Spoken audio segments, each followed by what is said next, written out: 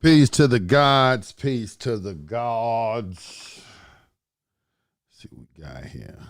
We got action. Do we got action? Yes, we have action. Guess what? It's been a long time.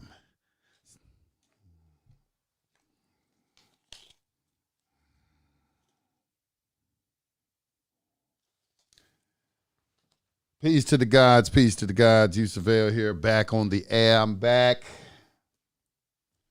I'm back. I'm back.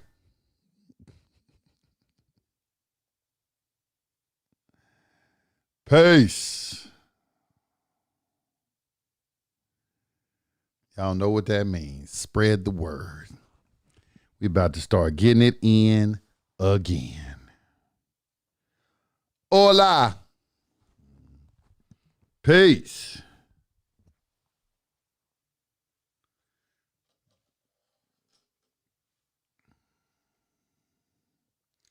Thinking of all the weak shows you slept through. Time's up. Sorry I kept you. This is how it should be done.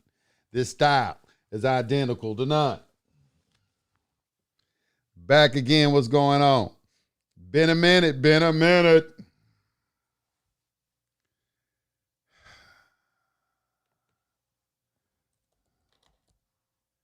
I had to check and see that everything was working good.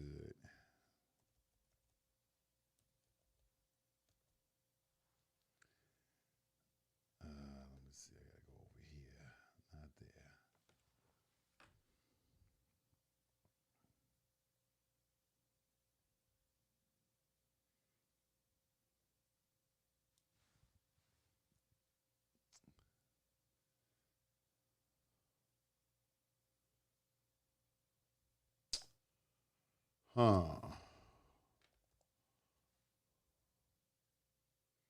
So you know what we're gonna do, right? We are gonna take some phone calls. We're gonna set this thing out right. We're gonna set this thing all right. We're gonna start this party all right tonight. We're gonna start this party all right.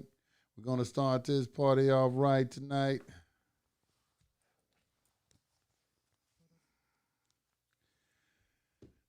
Okay. Y'all gonna have to refresh y'all's screen to see the call-in number.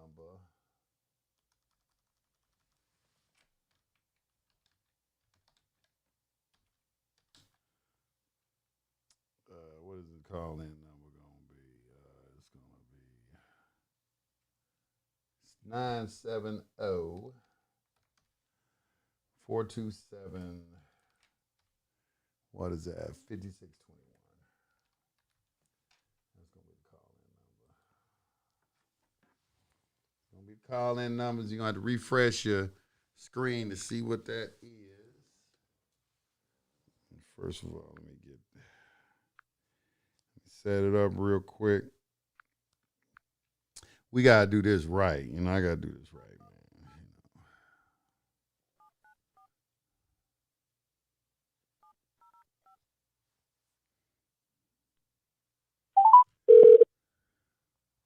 Thank you for calling Call-In Studios host and call screener line.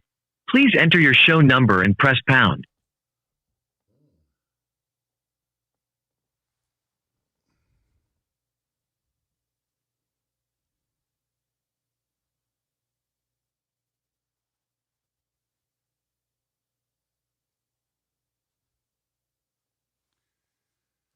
All right. I think that's gonna do it. We should have action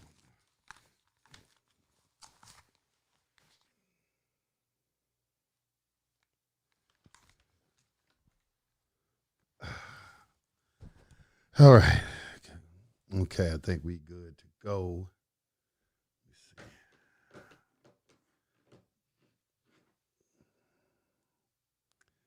I think we should be good to go.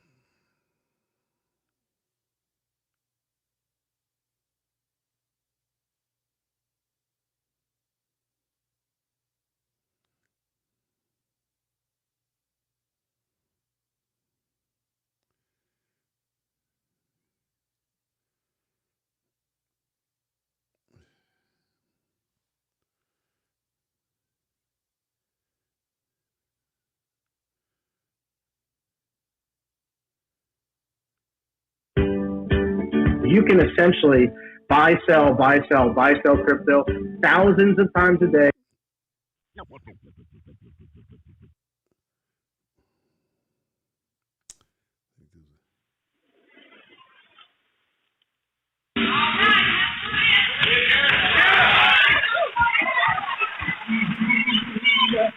Getting ready to talk about the ghetto.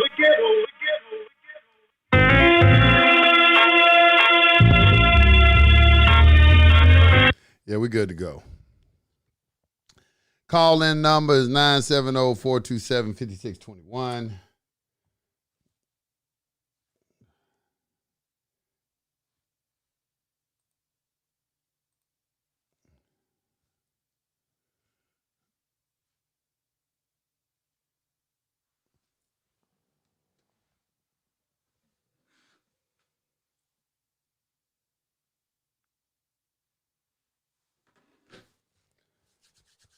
All right. Okay, I'm ready to go. I'm ready to go. Y'all didn't hear me when I said the... Let me make sure y'all can hear me first of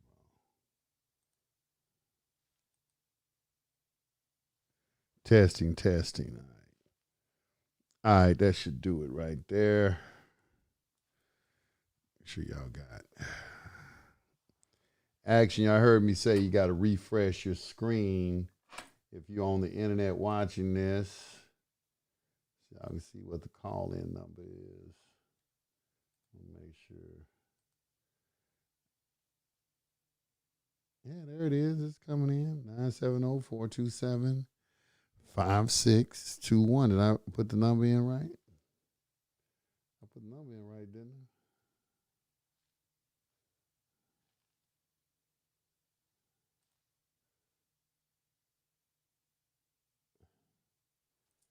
All right. Okay, y'all give me some, okay, let me do some. I'm just testing everything, y'all, so you know right now. So don't get mad at me. You know, I'm just getting back, trying to make sure all the equipment is working right. Just got this stream back up. You know, YouTube got a whole bunch of new stuff. It said I'm pristine. All right, I'm pristine. Phone number, 103 people watching. We got to get that up to 1,000. Okay, we got to get that back where it was at. Y'all need to spread the word that I am back doing live shows. I'm also taking some phone calls today, so I got to see if this works okay. You know, like call in. Ain't nobody calling in, though. Y'all scared to talk to me or something? Okay, there we go. First person. All right, look like that's Cali or somewhere. 323-6512. You on the line? What's on your mind? I need to spread the word that I'm back when live shows. Turn your radio off in the background.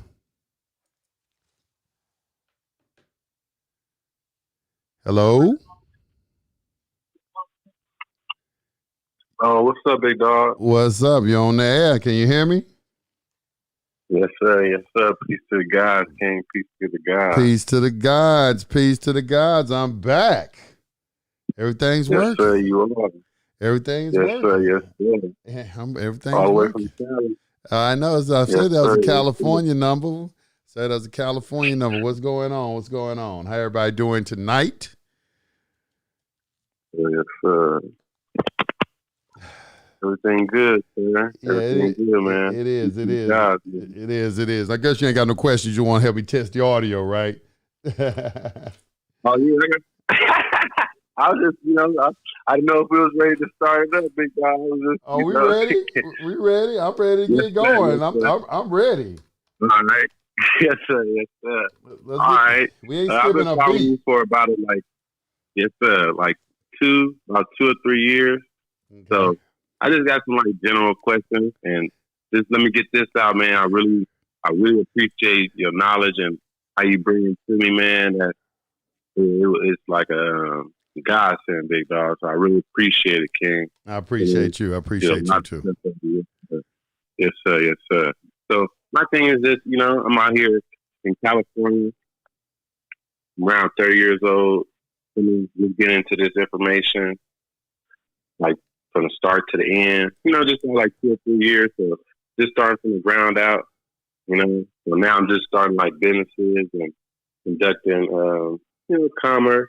I just wanted to, touch bases with you just to see what would be like, what be your like, what would you say? Your advice, if you was back 30, you feel me? I just want to know what would you feel like doing? Like, what would you attack? What market would you attack? It don't matter, like law, crypto, whatever market. You mean you're talking about what I would be studying? Is that what you're asking? What do you mean market, or like, what you talking about? You asked me about would I invest in, or would I, I'm trying. Yeah, like what would you get into? Like if you was like today, if you were 30 now, what would be your your angle on everything, with everything going on? Would it be real estate? Would you go hard in real estate? Would you go into like building economics? It would only be two things I would go into. I would either have something on the internet or go into real estate. That's it. Let me tell you something. If you want to make money, you got to be in a big money game. Okay? You can't make big money unless you're in a big money game. So you got to get in a big money game. And I'm not into gambling. So I'm into things that I can control, like stocks. Like you hear a lot of guys talking about cryptocurrency and investing in stocks and technical trading. And I'm in no way discounting that. It is very obvious that people make a lot of money doing that, and people get wealthy and successful doing that. But at the end of the day, to me, that's still gambling. That's exactly what it is. You're playing the markets. And most wealthy people only put about 15% of their portfolio into something like that in the first place. About 70% of all wealthy people's portfolio is going to go into commercial real estate. Now, I don't know if that is changing right now because of this shift from the businesses having people working offices to working at home right now. However, in the residential apartment complex and all of that ain't going nowhere. Matter of fact, that's growing. Okay, multifamily housing and things of that nature. So I would study that particular subject first. I'm the kind of person, before I go into something, I make sure that I arm myself with enough knowledge. Of course, I'm going to know what formulas I need to do. Like, everybody should know if you're doing like residential properties, you should know the formula after repair value formula, know how to do a comparable, and then estimate the repair cost on that, negotiate a price that is going to allow the rehabber to make a nice, substantial income, and then also fit your profit in there, and, then flip the property, do an assignment of contract, and flip the property over at closing. That formula, that's a formula that you have to know. When you know that formula, you're guaranteed to make money if you just stick by that formula. Well, there's other formulas also in commercial real estate. So there are formulas that you have to understand. So I got to study the formulas, make sure I got those down, make sure I got everything that I need, and then attack it. What I did with online, I taught myself how to build websites. I taught myself marketing. They got things like ClickFunnels and all that. We were doing those funnels years ago. And now somebody has streamlined the process and made an entire business out of it. But, there's a website called the Warriors Forum. It's for marketers, internet marketers. I would suggest people go there and spend a lot of time there. It's called the Warriors Forum. Okay. It's nothing but for internet marketers. I used to spend a lot of time on that particular website, and I was able to find a lot of information on that website. I make sure I'm going to have my credit together. I'm going to go to creditboards.com. Creditboards, BOARDS.com. Creditboards.com is where all the players in the credit game go. If you want to learn how to do business credit or personal credit or anything like that, they in there. What are they doing there? Well, they're keeping you abreast of the shifts that are occurring in business credit or personal credit. Like there's always changes in the credit industry. One company may be offering credit to new businesses, and then maybe they're not anymore. And there's always new companies popping up that will do that. That is a good place to go to find out the shifts that are occurring in the credit industry. My homeboy, he taught me credit. That's where he learned it. He have over 1 million lines in credit on 5 different businesses. This guy was off the chain. He was like, phenomenal with the credit game. I was actually with him at a bank in a meeting where a bank president told him he had the best credit profile he'd ever seen and offered him $10 million for a construction project. It's right then. I was sitting right there listening. And, he told me, he said, look, all you need on your credit profile is a Visa, MasterCard, American Express, a house, and a car. That's it. You don't need nothing else on your credit profile. All that extra shit, them department store cards and all that shit, that's some bullshit. You don't need all that shit. Just get you a Visa, American Express, and a MasterCard. Make sure you understand how to use credit utilization. Credit is something I'm definitely going into at 30. At 30 years old, I'm mastering credit. I'm mastering credit. That's going to be the first thing I'm going to do before I even do the other two things I just talked about. I'm mastering credit. Okay, I'm going to give y'all the formula for the credit right now. I started with a $500. I had a credit card. Which one is it? This one right here. I had this credit card right here. It's a Bank of America credit card. That was a $500 prepaid credit card. It was the first credit card I got. I have $500, put $500 on it. And all I did was buy groceries and pay bills with it for 6 months and just kept paying it off. I'd buy some groceries, $100 worth of groceries, next day pay off the credit card. Come back, pay my electric bill, next day pay off the credit card. All my money was running through my credit card. Okay, you shouldn't be paying any bills with nothing but your credit. If your credit is fucked up, you need to listen to what I'm saying because I'm a master at this. I don't talk about it a lot, but I'm a master at this. All right, I got 5 American Express cards, platinums, all that. You know what I'm saying? Chase Sapphire Reserve, 33,000. Okay, all of this. I'm gonna tell you how. But I started with a $500 credit card, one credit card. For 6 months, all I did was pay bills and pay off the credit card. It's called credit utilization. The credit card companies like that because the merchants have to pay a fee every time you use that credit card. And sometimes the merchants try to get you to pay the fee. You'll come in and they say, well, it's a $2 fee for using American Express card or using this credit card. All they're doing is getting you to pay the fee because they don't want to pay the fee, all right, because the fees are high for that particular card or just using a credit card in general. All right, but merchants have to pay those fees. So credit card companies want you to use your credit card, but they also want you to be responsible with your credit card. All right. So in your first 2 years, you have to give yourself 2 years to build credit. And the first 2 years of building credit, all right, you should throw away your debit card. Don't even use it. Okay. And use your credit card like a debit card. All right. So you're going to make a purchase and buy and pay for it. Pay it off. After 6 months, they're going to give you your $500 back. It's going to appear magically back in your bank account. And now you're going to have a full-fledged credit card. But what you do is you pick up the phone and call the credit card company, and you ask them, say, hey, look, can I get $2,500 extension on this credit? I want to raise my credit limit $2,500 or $3,000. They're going to look at you and say, you know what? You've been doing a lot of credit utilization and you've shown a consistent pattern of being very responsible these last 6 months. And you've been using this credit card an awful lot. Sure, the computer is going to say, I'm going to give you that because there ain't going to be no human being that's going to review it. We're dealing with an algorithm from a computer. Okay, and if you got this credit utilization, you paying on time and everything's on the time, they're going to give it to you. All right, you're going to do the same thing and then another 6 months. And after that 6 months, you're going to ask for a $5,000 increase on your credit card.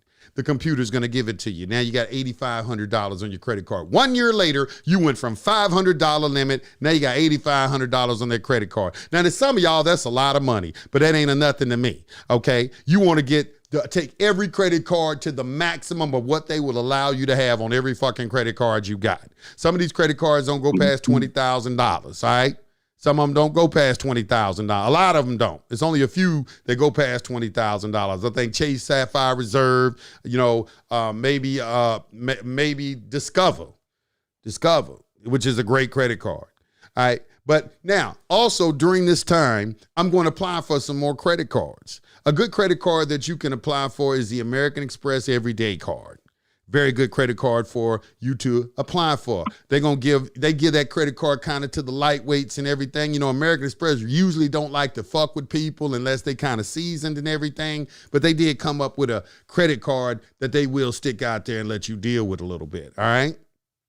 All right, so, or you get you a Best Buy credit card. Now, I do have a Best Buy. Now, the thing about the Best Buy credit card is it's a department store credit card. However, it is a credit card you can use anywhere. They give you an option. You can use this card in store, or you can use it anywhere like a regular credit card. Okay, and it's like, what? It's by Citi. Citibank is the one that, you know, underwrites them. And I'm like, okay, give me the one. I mean, give me one that works everywhere. All right, they're going to give you that. Probably give you about $2,500, $3,000 on it. All right, you're going to get that. And then every time you get a new credit card, you're going to work that card for about a month or two. Just work that card. Just buy everything with it, pay it off, pay it off, pay it off. Just credit utilization. That should be the only word that you should be utilizing. When you're building your credit, you're building your credit up. Okay, how you going to fuck with this real estate and your credit is fucked up? Okay? How you going to do any damn thing and you're irresponsible? How you going to attack any game, okay, at 30 years old, okay, and you still smoking weed, playing motherfucking video games, and you supposed to be a grown-ass motherfucking man. When I was 25 years old, nigga, I was a baller. And I still was playing PlayStation.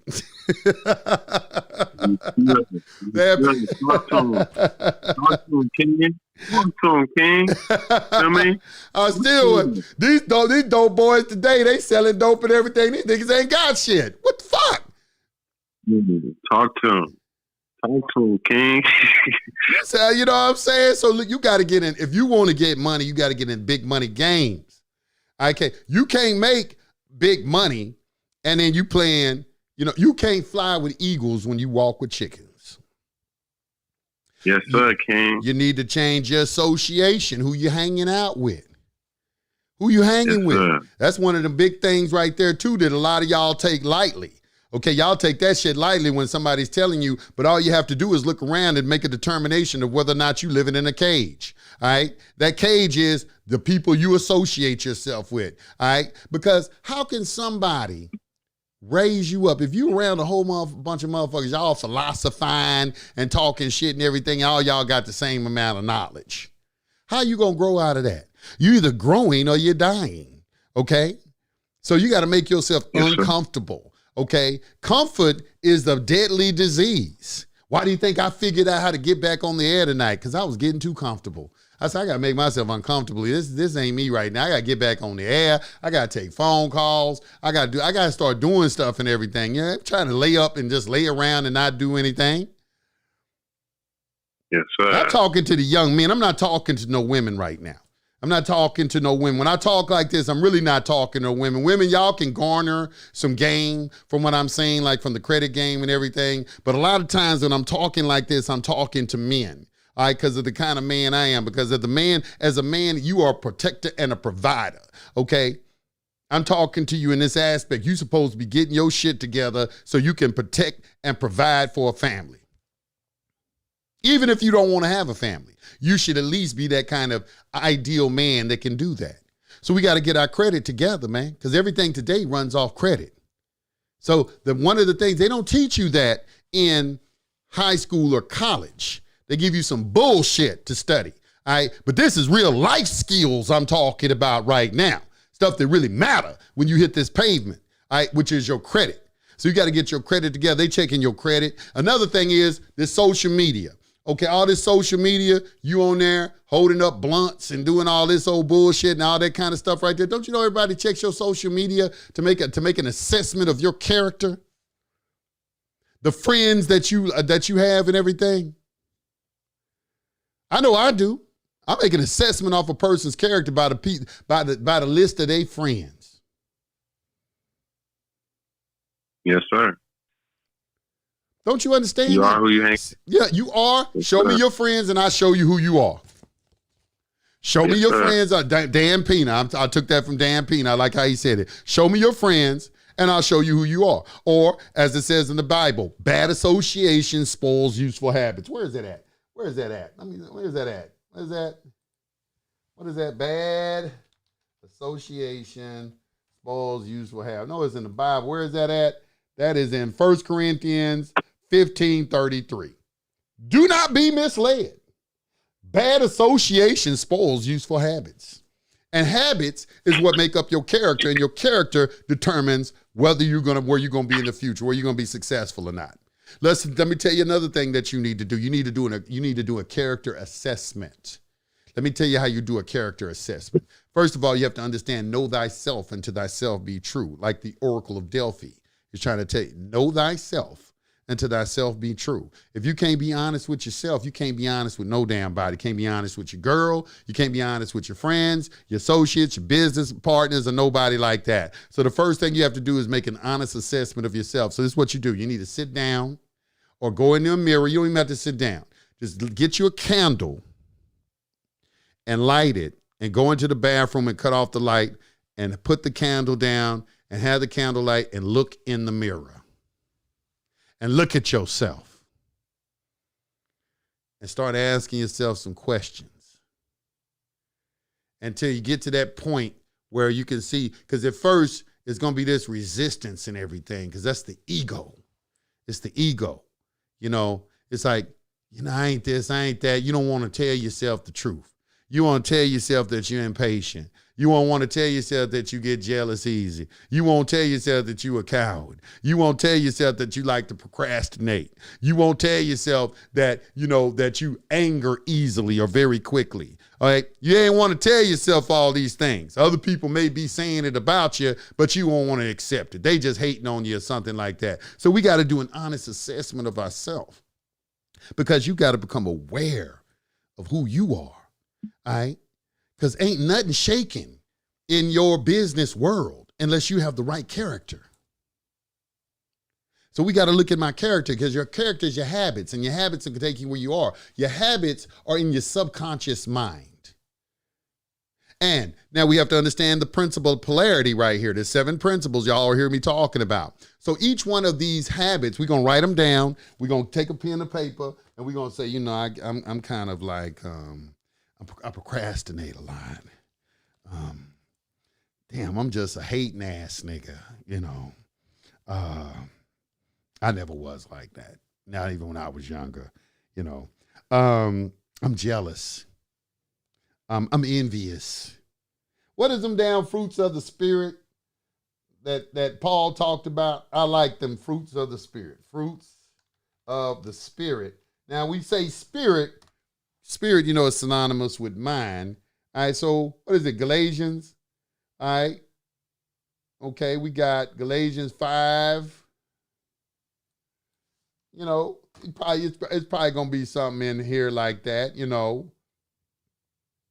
Well, the acts of the flesh, sexual immorality, impurity. Impurity would be masturbation. When you masturbate, you feel impure. That's something else you got to check. The masturbation, the constantly watching the pornography, believe it or not, that is contributing to your inability to make money.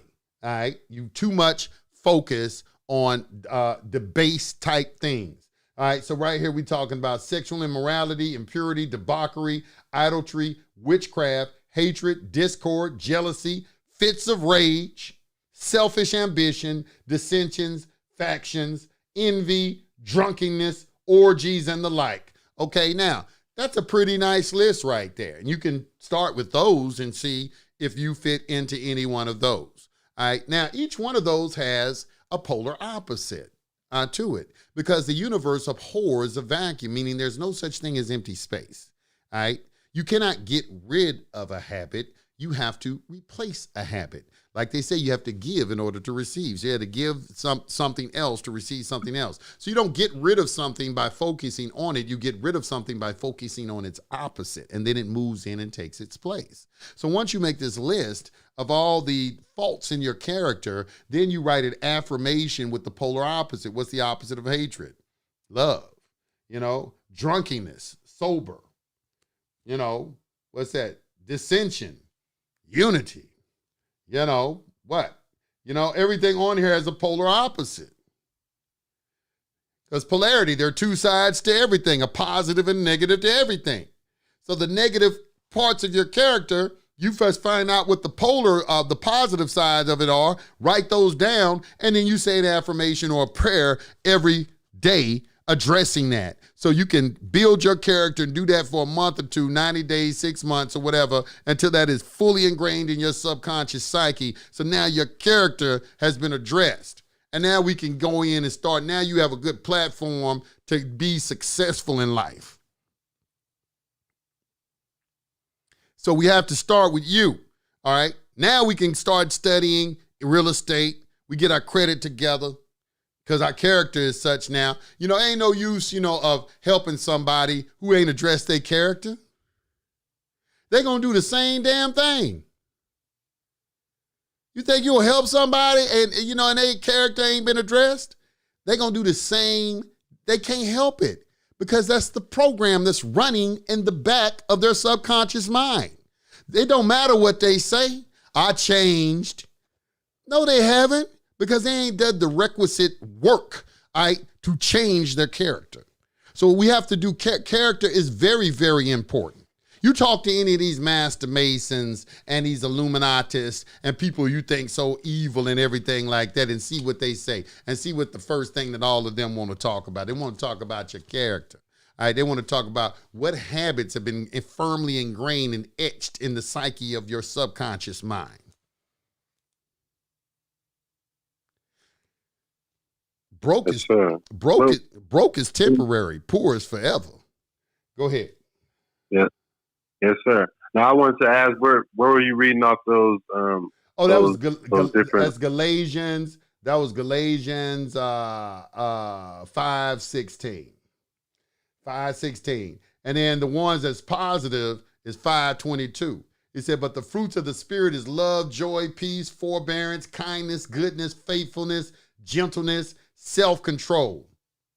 Against such things there is no law. Now, I understand what he was trying to say right here. Paul said, I'm not really a big supporter of Paul, but Paul, these were some of the good things that Paul did say, because obviously he was a person that was in an order and he understood these things as well, okay? And it's all about your character, okay? Now, what we're talking about the law of attraction is what we're talking about, okay? You attract what you are, not what you want. So you have to start developing who you are first in order to get what you want. Wow. Yes, sir. Yes, sir. That's powerful, man. Powerful. And that's what I would do if I had to start all over. Even though I was working on this, but I don't think I had the level of knowledge that I needed to, because it's like Napoleon Hill says in Think and Grow Rich, the average man doesn't become successful till he's 40 years old. And the reason for that is he's learned to redirect his sexual energy and preserve his vital energy. A few men maybe understand how to do it early in life if they have the proper mentor that can teach them about this. But, foolishness is tied up in the heart of a child. So when you try to tell somebody like this, all they, what, you don't want me to fuck, man? You don't want me to fuck no hoes? Nigga. This nigga tripping. This nigga tripping, man. This nigga on here talking about it. We ain't gonna fuck no hoes, man. What type of nigga is this? You dealing with that, and they got a verse for that too. They got a verse in the Bible for that. They got a verse in the Bible when you run into them kind of people too. Let me read it to you.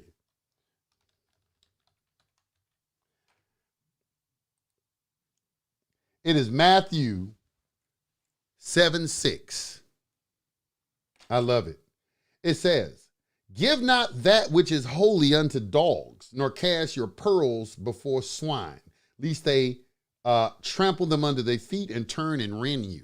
All right, when you give somebody information, all right, some significant information like the information that I'm talking about, and it involves them working on themselves, okay, and doing self-correction and self-perfection, okay, most of the time they're not going to be very receptive to it. And as a matter of fact, they may turn and rend you to pieces. All right, when you start talking about that, because we got a lot of people who have victim mentality and they want to blame outside sources for internal circumstances, all right, or outside circumstances instead of what it is your inside conditions determine outside circumstances. But they have it in the reverse. They think that their outside conditions or outside circumstances determine their internal conditions. Okay, how they feel on the inside. And it's somebody else's fault. When to get love, you have to be love. You have to be that which you wish to become. You have to be that which you wish to attract. So if you want love, you have to be love. If you want understanding, you have to be understanding. If you want patience, you have to be patient. All right, you have to give in order to receive. The universe abhors a vacuum. All of these are ways of saying the exact same damn thing. There is no empty space. Everything requires an exchange. Nothing is free. Yes, sir. Yes, sir. Man, I ain't gonna lie, man. You're a real blessing, man. I never tried to get through to you, man. So when I called and you caught me off guard by even talking to me, I was like, this is man, I really appreciate it, man. Oh, man, that's okay. I'm gonna keep following, keep my head down. Yes, sir. Yes, sir. You know, I'm trying to get out there as soon as I can for the private one-on-one. Me and my what, boys man? trying to put And y'all just hold off. I think I'm gonna do some sort of great because they lifting all of this stuff, man. And I'm finna get a hotel, and I'm finna just do a seminar, man, and just invite a whole bunch of people out at the same time, man. I'm gonna do that. You know what I'm saying? Yeah, Yeah, my boy just moved down there. We've been doing the security party stuff about 2 or 3.5 years. So he just moved down there close to you. So we was gonna come down and make sure that we was, you know. Yeah, because I was just at the Hilton. I was at the Hilton Hotel, and they was having seminars in there. And white people, they didn't jumped it off. So I'm like, hell, shit, I'm gonna jump it off too. And then they just, I think the CDC just came out and just admitted to everybody, you know, we made a mistake. Y'all really don't have to wear any mask. You already know that was coming out, King. If anybody been following you, it's the proof is in the pudding, man. You ain't gotta, you know, ain't nothing to really talk about with that. If they don't really acknowledge the truth, then that's in them. Right. You know, ain't in them. It's well, hey, bro, let me get another call on here. The board is lighting up. I want to give everybody else a chance to speak too, brother. But appreciate you calling in, man. Thank you. Yes, sir. Yes, sir, man. And all get that up, man. We be down there as soon as you get it up. Okay, God. All right. Thank you. Yeah, peace to the gods. Peace to the gods. Peace to the gods. All right, let me go back to the phone lines real quick. 240-0088. Your mic is open. Hello? Mic's open. Hello? Yep. Oh, Brother Yusef? Yes. I'm hearing you loud and clear. Man, how you feeling? Hey, how you doing? Great, brother. How you doing? I'm okay, man. I can't complain. I'm still understanding and try to figure out how I can use this wisdom to better my life. Listen, I've been watching your show for the past 2 years, along with also picking up the books that you recommended. And I also ran across a second edition of Redemption in Law. Right. And I see all the maxims. I see all the definitions. I see everything that works into play as far as understanding how the system works. Right. Now, my next question to you is, when I am approaching these particular, how can I put it, avenues and credit and whatnot, I heard the previous conversation that you had with the brother before, and the principles that go behind it. How do I take all that information and apply it now? Because basically, sir, everything out here is, like you said, it changed. Yeah. Right in front of our faces. And we didn't, really pick it up because we weren't aware of the information that you all have already. Okay. So again, just how do I apply all that information, man? Okay. All right. Okay. Well, how do I apply it? Well, first thing, you have to determine what you want. Okay. The first question that must always be answered is, what do you want? If you cannot answer, I want balance. Balancement, that's kind of vague, but maybe you could be a little bit more specific. Maybe happiness. I think what everybody really wants is to be happy, at the end of the day. I think that's what everybody really wants. Balancement, I can get with that. I can get with balancement as well. But we have to answer the question, what do we want? What do we want? And then you want to be specific. Do you want a home? Do you want a family? Do you want a car? Or you could just say, I want to be happy and allow the universe through the law of allowance to bring you those things that are going to make you happy. But we got to make a determination of what do we want. When we talk about privacy and different things, the government not being in our business, because that's what privacy means. I don't know if y'all realize it or not. It doesn't mean just you're not on the air like I am. It means that you're not taking benefits and privileges from the government. Okay, privacy means absence of government. The government is not involved in your dealings. All right. So that question could be a short question or it could be a long question. The short version is that find out what you want and then start developing your character in such a way, write affirmations. And let me put it like this. I'm going to just use me as an example. It doesn't matter if I'm doing secure party, UCC, going to court, or anything like that. One thing I always do, I always write down everything. I write down my goals. I have affirmations. I always do it with everything. I write down my goals and I write down my and I always state everything in now time. I am healthy, wealthy, rich, powerful, strong, harmonious, and happy.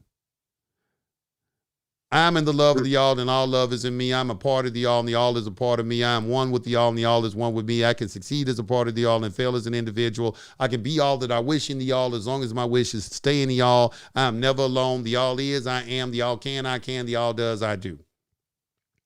Every minute of every day, millions of dollars are flowing to me now, instantly, effortlessly, naturally now. There's a plethora of them that I say. And then I create something. I sit down and I write down what I want. I write down the kind of woman I want. You got to be very specific with that because the creator is a big jokester. If you leave something out, you say you want to have a big fat ass and big titties and a pretty face, but you forgot to say that you didn't want to have a big ass mouth with a bad attitude. Left that out. All right. You got to cover your bases. Okay. You got to be specific. Good diet, not a big mouth. It got to be that same thing for you women now. Same thing for you women. It goes for you too. Write it down. What you want. Know what you want in a mate. All right? Know what you want. Write that down because we can talk about secure party and privacy and all that, but at the end of the day, you want to be happy. All right? You want to live your life. You want to live your life. Right. I want to live my life. I don't want to be dealing with this every day. People thinking about going to court all the time, somebody trying to get somebody out of prison, you trying to stop a foreclosure and all these things. A lot of these things, what did Solomon say? They got another beautiful verse. Let me get this to you out of the Bible real quick. All right.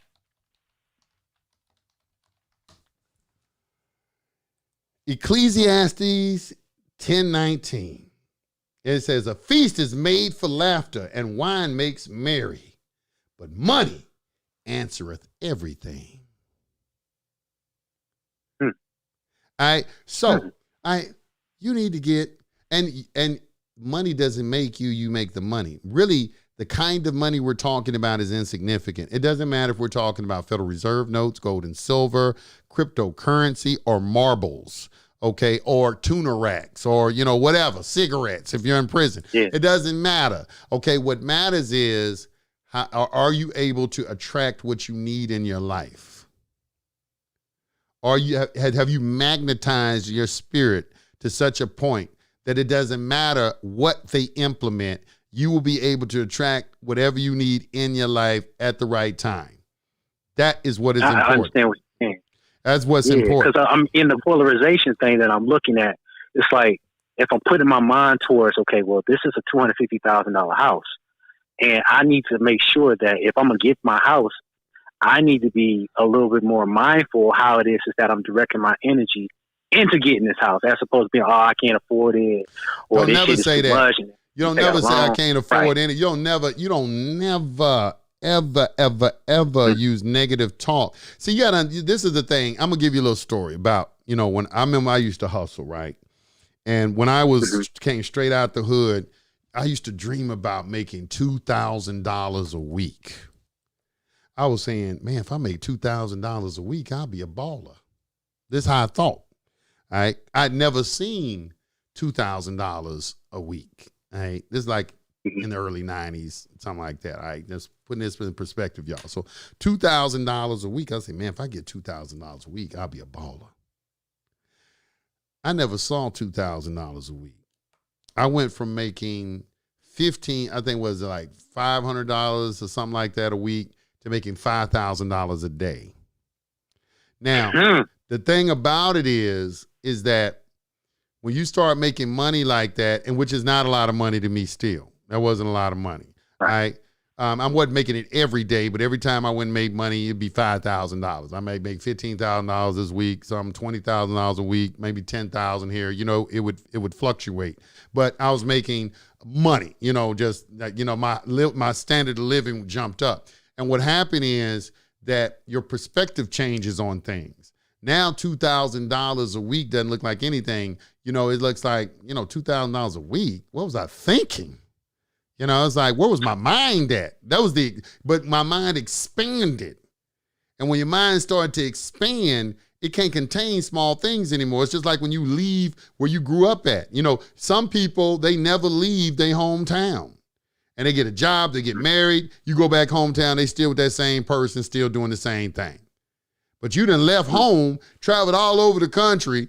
You done probably had some bad relationships and everything, you know, been married, divorced, you know, whatever, but you done had your life experience far exceeds whatever it is that they had, because you just expanded, your vessel has expanded so much, you've experienced so much. It's the same thing with money. So now you have to normalize. What happens is I normalize making $5,000 a day. That becomes normal. You normalize that. So let's put it in the working person's in mind. Okay, let's say you work a job right now. You're making $50,000 a year. Okay, so what you're going to do is you're going to take $50,000 and divide it by 365. Okay, that number that you get, that's how it's going to be your daily month number. $50,000 is probably about, I would say it can't be no more than about $100, maybe $75 a day, maybe $80 a day, something like that. You can calculate it. You tell me how much it is. But that's what you need to make. You need to break it down into bite-sized pieces to make it more feasible. So if you want to make, if you're making $50,000 a year, you need to make $80 a day to quit your job. But that's a number. I can't, $50,000 a year is inconceivable to me. It's like $50,000 a year. How am I motherfucker live off of that? Oh my God, I couldn't live off of that. Because I have normalized numbers much bigger than that. So you want to start out, I would tell the average person, if you just starting a business or you want to go into business for yourself, start at least about 100, 150, 200,000. I would say 200,000. Don't sell yourself short. $200,000 is roughly, I think, something like close to $500 a day or something like that. Now, that might seem like something horrible. When you begin to sell things and you market things and you figure things out, it becomes very, very easy for you to do. All right, but whatever the number you have, you got to normalize it. So this is what you do. You start with $50,000. You need $80 a day to quit your job. Soon as you get to master $80 a day, you don't even waste no time. You say, okay, I'm making $80 a day right now. Now I've mastered that. I'm making $80 a day every day consistently. I need to make $160 a day. You switch your mind off the $80 a day, and now you just keep thinking of $160.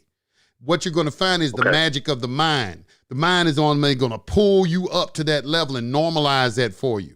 You have to normalize. The universe is mental. Yeah, the universe is mental. You have to normalize making $160 a day now. It might take about a month or two, but you're going to come up to that. And the next thing you know, you're going to be making $160 a day. Now the $80 a day looks like, man, what the fuck? I don't want to go back to that shit. $80 a day, what the hell is that? You know what I'm saying? So now you want to go ahead and double that. Say, I got to make $320 a day now. And you just keep doing that pattern. The mind is what's doing it. But you got to normalize it. You got to normalize yourself on that level. Okay, anybody who's hustled or made money knows what I'm talking about. You know, at first, you know, it was inconceivable. I'm in my hood and I'm hearing dope boys making $20,000 a week. And they got Mustang GTs with Daytons on it with custom paint jobs and $10,000 stereo systems in it. And I'm sitting here like, how the hell they make $20,000 a week? I hit a point where I was making $80,000 a day. And I was thinking in my mind, y'all niggas working too hard. Y'all got to do what? You got to pay $17,500 for some shit, turn around and sell it for $24,000, make a $7,000 profit, and then you got to make a whole bunch. Then you working too hard.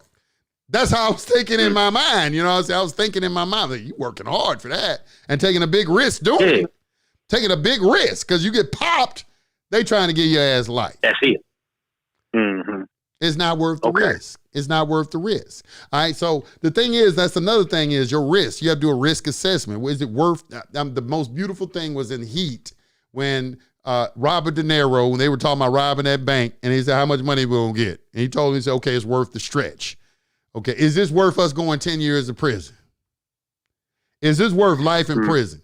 Selling dope is not worth life in prison. It's not. It's not. It's not. Okay. You could be doing. And one quick other question, just real quick. Go ahead. Well, on fasting, when it comes down to it, I've been reading a book by Dr. Lalila Africa, and he has a step program as far as you doing a fast.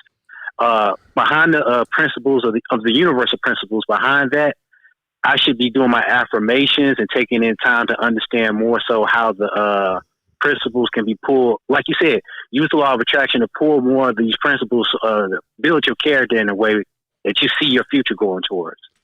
That's right. Your character, when you fast, that's the most fastest way to do it because you're ingesting water, and water is magical. Okay, people don't give enough respect to water. Okay, let me talk about water. Water is one of the 4 elements: water, earth, air, and fire. Okay, each one of those elements, somebody was talking about equilibrium. Well, there's an equilibrium in the body of those 4 elements. Obviously, the body's about 70% water, 75% water. From dust you came and dust you return. You're to the earth. And fire, you have a 98.6 degree body temperature. You breathe in oxygen. You breathe out carbon dioxide. Same thing fire does. And then you have oxygen, obviously. You need that in the body. So you need those 4 elements. And the 5th element is obviously spirit, which is in the blood, which animates this form. Okay, but these elements, okay, water, there is somebody, I forgot his name, but I think he's Japanese. He did the research on water and showed that water reacts to thought. Okay, you can put a label on water, like you put it in a crystal glass and put love on it, and then let it set overnight, and you can get in the morning, you look at it under electron microscope, and you'll see that it forms all these beautiful crystals. But if you put something like hate on it and do the same thing, and they look at it next morning, it'd be distorted. Okay, so this is the science behind drinking water and fasting, because you're purifying the body. As you purify the body, you're raising the vibrational frequency. And the prayer that goes into it and everything is restructuring your whole molecular structure of your body. You know, one of the things that you're going to start seeing also is that things are going to start magnetizing to you faster. Now, you need to retain your semen as well for men. Okay, the semen retention is very important for magnetizing. All right, your semen, that is a spirit. The semen is concentrated blood. All right, so you don't want to go and lose that. All right, it's your battery. It's your battery pack. So you got the semen retention along with the drinking of the water starts raising your vibrational frequency, and you'll start to see positive things start to happen in your life more rapidly. A lot of the times things are not happening for you positively in your life because you're sitting up masturbating, because I'm just going to keep it real. All right, I'm a man. I'm gonna tell you, as men and everything, these are the subjects that we don't like to talk about. But with with Pornhub and all this stuff on the internet, and with all these, with just people just letting you videotape them and stuff like that, and you just having easy access to it. Okay, it's just easy now. You just get on your cell phone and flip over to Pornhub and watch some sort of debauchery taking place. And next thing you know, you pulling out some lotion and ejaculating in your hand, and then you feel nasty, and you just debilitated yourself. Okay, you just debilitated yourself. All right, and you're feeling guilty. It takes about depending on your age. You know, for a young man, it takes about 3 days to recoup that. For an older man, it could take up to 8 to 10 days after each ejaculation for you to recoup that. So as you get older, you begin to see the importance of not losing your semen, because the older you get, the longer it takes for it to replenish itself. And this is a contributing factor to erectile dysfunction as well. That, as well as being dehydrated. You're not drinking enough water. You know, I had a porn. I was living in California, and this guy, he was in the porn industry, and he gave me a secret. He said, what do you do for a shoot? He say, you know, because they have all the big gushers and everything. They have the big scenes and everything. Like, wow, look at all this stuff coming out of him. And the thing is like, it's water. You drink 2 gallons of water, a gallon of water one day and a gallon of water the next day before you have sex. Watch what happens. Okay. Watch what happens, all right? It's water. All right. You're not drinking enough water. I'm going to get on it. Yeah, if your sperm, if you have like a low sperm count or you just drizzling or something like that, you need to retain it, and you need to drink a lot of water and leave that alcohol alone. You got to start experimenting with yourself, all right? You can't sit here and just listen to me tell you all these things, because you got to develop some self-awareness about yourself. Don't nobody need to be teaching you anything better. You can't nobody teach you something better than you can teach yourself, just by being aware. The first thing is that you're not aware of something. Like, for instance, what they call it the itis, when you eat meat and then you get sleepy, and now you thinking, well, you know, I'm just tired. No, that shit just poisoned you, because food should not enervate the body. It should energize the body. So you just got poisoned, fool. And you writing it off as, I just got the itis. I'm just mad. I just ate a good meal. Damn, nigga, I'm finna go crash and shit. I just ate that food, nigga. I'm tired. Yeah. And all that pork and shit, you let it sit there, and then this thing, the worms start working through your system, start shutting down ligaments and all this other stuff, man, because you just want to eat what you want to eat. You just want to eat what you want to eat. And you imitating some beast-like person who tries to make every living creature on this planet some sort of delicacy. To feed off your spiritual energy so it can keep going on. And you just copy them. You come up with, say, you know, we got some fish eggs. We're going to call it caviar.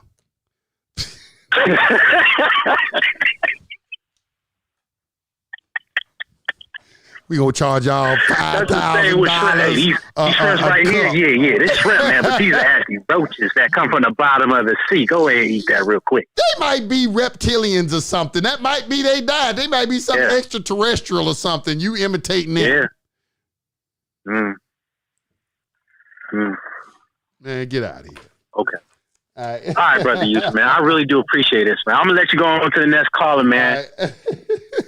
All right, bro. I'll catch up with you. And when you gonna have the seminar, man? Hey, man, I'm gonna schedule it. Let me do it. I definitely gonna have it. Don't worry about that. But I gotta, check and see, just make sure it's all clear. Everybody ain't gonna be tripping. These people. Everybody. Still fucking. If New York open back up, we all know everything else gonna open back up, man. Right. It's the capital, so I ain't worried about that shit, man. I hear you. This thing was over when it started, so it was. All right, bro. I'll catch up. All right. Peace, God. All right, now. Thank you, now. All right, you're welcome. Peace. All right, let's go back to the phone lines. 562-2299. You're on the line. Your mic's open. 2299. What's going on, bro? Mic's open. What's up, King? How you doing? Can you hear me? Yeah, I can hear you loud and clear, man. Loud and clear. Hey, bro. How you doing, brother? I mean, you do have a lot of noise in the back, and you echoing. It sounds like you on a speakerphone and all kind of shit going on. Can you tighten up? How about now? Yeah, you good. There you go. Tighten up now. Tighten up. All right. What we got? All right, there we go. All right, yeah. So, what's up, King? How you doing today? I'm doing all right, brother. How about yourself? Blessed, man. I was literally on my way to go get some food right now, man. All right. Get something good. Yeah. So, yeah, brother. So, like the past two conversations you just recently had, you know, I'm pretty much similar. I've been listening to you for like some years now. I, you know, we this is my second time being on live with you, so I've covered some of the stuff, but I'm a little bit more comfortable now than I was last time. You see me? Right. So, yeah, man. In terms of like any questions that I may have, it's a little difficult. The most I could think about is like, what you've been putting out on Instagram, man. That stuff is great, man. Riding with Yusef, man. Oh yeah, let me drop a real quick ad real quick. I'm sorry, y'all, but he's right. I've been on Instagram. I haven't been live streaming here, but I'm on Instagram. My Instagram is Yusef_L_19. Okay, I did put that out there. But go ahead, brother. I'm sorry. But yeah, so I've observed how you took one maybe per se I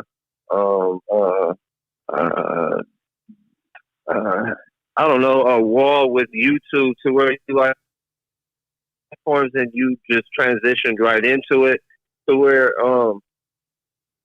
now, you know, you started over with the YouTube, but now you're doing both. And I just want people to observe how what I've been going through lately is obviously, you know, taking nothing and turning it into something. Right. But then taking that something and possibly figuring out the opportunity to turn it into a little more. And I noticed that you did that, and I just wanted to bring that up, especially since there's nothing that the meat of what I could get into I can't grasp right now. But right. I just want to throw that out there. Thank you, bro. I'm glad you noticed that. It's like, all it is, you know, it's just like, it's just a challenge. I say, they took my YouTube channel down. I'm going to build it back up. I'm like, you good. I get to start from scratch. Just build it back up. I built it once. You can do it again. Just build it back up. You can do it again. Just do it again. Yeah. And then I learned this time, don't put all your eggs in one basket. Just don't put all your eggs in one basket, you know, spread it around, you know. So y'all make sure y'all follow me on Facebook, Instagram, YouTube, my BitChute. I have a BitChute. Just look in the description of the video and you'll see all the links to all the different places, and make sure you follow me on all of those because, I disperse information in a lot of different places. So just make sure you follow me. But go ahead, brother. Okay. So brother, here's a question, or here's something I could get into, right? So, I've obviously studied some of the literature that you've proposed, especially cracking the code. Mm-hmm. I first started out with the Redemption Manual 2.0, right. And then cracking the code. I do believe cracking the code 5.0. I do believe I do believe it's like the 5th edition. Right, Redemption Manual 5th edition, right. Mm-hmm. Right, and I really, really enjoyed their the way that they had everything set up. So I was able to, at the same time, not only read those literature, but also get your opinions that you were placing on YouTube at the time. Right. And that really helped out. So I was able to create a so-called treasury packet with what I thought was, all the documentation needed. But a few years later, after further studying and observing what had happened after trying to send it in and all of that, there were a lot of mistakes that were made. Well, let me say this to you. And, first of all, none of this is written in stone, brother. Okay. So I've seen many, many different processes. The one I teach just happens to be the one I like. Okay. But I'm even thinking about rebuilding it and adding some things into it. But it's really not necessary because a lot of the documents kind of do cover what is needed to be covered. But some of it may not be, like, for instance, I'm very fond of the Affidavit of Sovereignty. I'm very fond of that. I've used that document in court, in federal court, and I know how effective it is in federal court. And a lot of people may take it lightly. I don't take it lightly, but the reason I don't take it lightly because I've seen I've thrown documents against the feds, and the only thing that I seen shook them was that Affidavit of Sovereignty. And that Affidavit of Sovereignty addresses those minimum contacts, because that's what I understood. I'm going to say, why do these people think they have jurisdiction over me? If we're talking about a corporate United States, okay, and they have some sort of straw man, okay, and I'm not a federal citizen. What's making me a federal citizen? Because you're not going in any Article 3 court when you're dealing with them federal courts. You're going into Article 1 legislative tribunal. Okay, and they get the authority for that under Article 1, Section 8, Clause 9 of the Constitution. And what they're adjudicating is a commercial matter that comes under Article 1, Section 8, Clause 3 of the Constitution, which is the Commerce Clause. And their jurisdiction comes from Article 1, Section 8, Clause 17. All right, those things are necessary for you to know. And when you know them and understand what you're dealing with, you can make your process however you want to. You know what I'm saying? You just need to understand, well, what is it? How do they feel like they get in jurisdiction over me? They're claiming jurisdiction because you are accepting some sort of benefits and privileges from them, and that allows them to presume that you are some sort of U.S. citizen at the end of the day. Correct. So if that presumption, you have to rebut that presumption. You can only rebut a presumption with a fact. Okay. Facts are established from stipulations, meaning agreement between two parties. One of the ways of getting that is through their acquiescence, through their silence. All right. Or they can expressly agree to it. You know, like when you're in court, when you go in court, the judge says, have y'all stipulated, have the facts been all stipulated to? I know, Your Honor, we have this issue right here that we need to address. All right, well, we're either going to have a bench trial or a jury trial. We have to go into fact finding, all right, before a fact trier. You can't go to law till all the facts have been agreed to. And agreement don't mean that they just willingly agreed. They may have, through their silence, they could agree to something. But once we have, and that's why you do an administrative process and get the notary to certify the silence. All right, so when you go in there, you're looking for a summary judgment. It's res judicata, meaning a thing that's already been adjudicated. Okay. All right. So you're acting in good faith. You got clean hands. We're in an equity court, which is fairness, impartiality, and even-handed dealing. And you're taking this before a judge, and you want to get a ruling on it. Just like it says in Matthew 5:25, agree with your adversary before you get to court. At least he hand you over to the judge hand you over to the bailiff, and the bailiff cash you into prison. I tell you, will not come out until you have paid the very last penny, or farthing, as they say in some Bibles. All right. So those things are necessary. These principles are necessary for you to understand. Once you understand these principles, now you can begin to create a process that is right for you. It doesn't necessarily have to be using affidavit of tax exempt status, or some of the documents that you see. Those documents. Yeah, it doesn't have to be a long list. Yeah, it don't have to be a long list. It could be, just you want to, all those documents are saying is that you're private. When you're saying you're tax exempt, all you're saying is you're private, because tax law is in the public. You can't tax anything private, and you can't tax rights. So if you're tax exempt, essentially what you're saying is, once again, and they only tax benefits and privileges. So if you're tax exempt, you're saying I'm not taking any benefits or privileges. So you can have a document that says that. You have an affidavit of denial of corporate existence. Very good document, by the way. All right. That's another way of doing it. Yeah. So, so there are many, and affidavit of sovereignty. Go ahead. How do you feel about the, the public notice? Typing up a public notice that will be a proclamation for what will be considered public and private, and the public will be obviously notified through records and maybe public media, I do believe. Well, I mean, notice comes under UCC 1-202. Let's read notice. Let's read what a notice is. It's UCC 1-202. Let's read what it says. If we want to play the commerce game, we got to read the instructions. Not go off what we think. All right. All right. So let's see what it says. Notice and knowledge. Okay.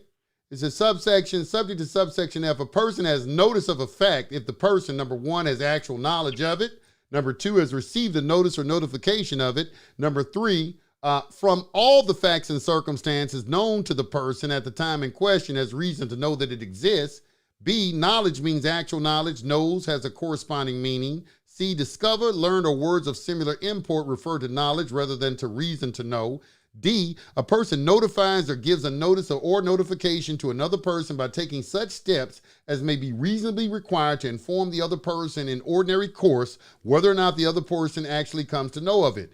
E, subject to subsection F, a person receives a notice or notification when, number 1, it comes to that person's attention, or number 2, it is duly delivered in a form reasonable under the circumstances at the place of business through which the contract was made, or at another location held out by that person as the place for receipt of such communications. Notice, knowledge, or notice or notification received by an organization is effective for a particular transaction from the time it is brought to the attention of the individual conducting that transaction, and in any event from the time. Okay, I'm going to stop right there. Let me just say this. Okay. Notice that they don't tell you nothing specific about it. Like a banker told me, he said the UCC is open, allows you to be creative. So you can be as creative as you want. When you look at the UCC commercial chamber, that is a courtesy that each of the states are providing for you to lodge. It's a commercial chamber for you to lodge your notices in. Okay, they have a place where everybody can go, where everybody knows to go for personal property to receive notifications about certain things. The Better Business Bureau is something like that. And there are a couple of other places that are like that too. For real estate, we have the real estate records in your state. Okay, so but it doesn't tell you specifically how it has to be set up.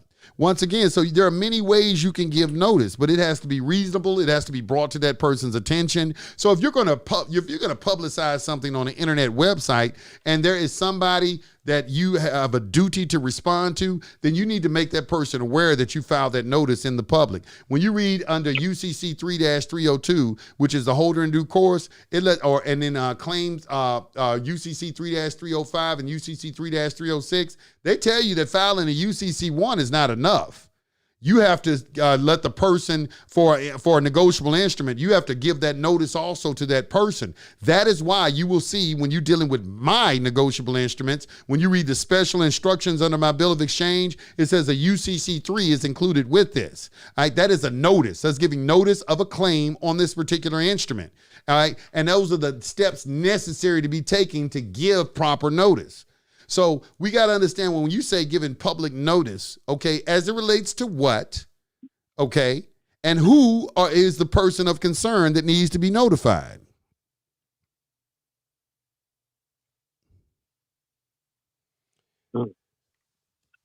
There isn't anything, it's not written in stone. You read stuff like that right there and you say, okay, well, this tells me what I have to do to give notice. Everything that we are dealing with when you do a secure party process is a notice. That's all.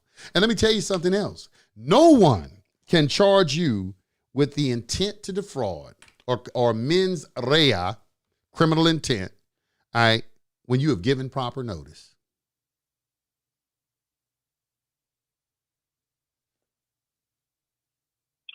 Oh, yeah, that is true. Brother, I quite honestly, I'm sitting here with just open ears. Like, there's really nothing I can say. Like, that's okay. You're here to learn. You know what I'm saying? So just understand that. Read the instructions, like I try to tell people. All right, this is just like a game of Monopoly, y'all. It's a Monopoly. You're playing a commerce game. Just imagine in your mind that there is a Parker Brothers game called the commerce game. You open it up, all right, and you pull out the instructions. The instructions is the UCC. And you get you a token. Your token is, I'm either going to be an individual, I'm going to be a partnership, an association, a corporation, a company, an estate, or a trust. Those are your tokens. So, all right, you got to choose a token to play the game. They give you a token by default. It's called an individual. You have all the liability. Now, your next step, you're either going to limit your liability or eliminate your liability. Okay? But what are you going to use? What token are you going to play the game with? By default, they gave y'all the token individual. It's what all y'all who are employees file your individual income tax with. But the object of the game is to own nothing and control everything. It's to get your name out of it.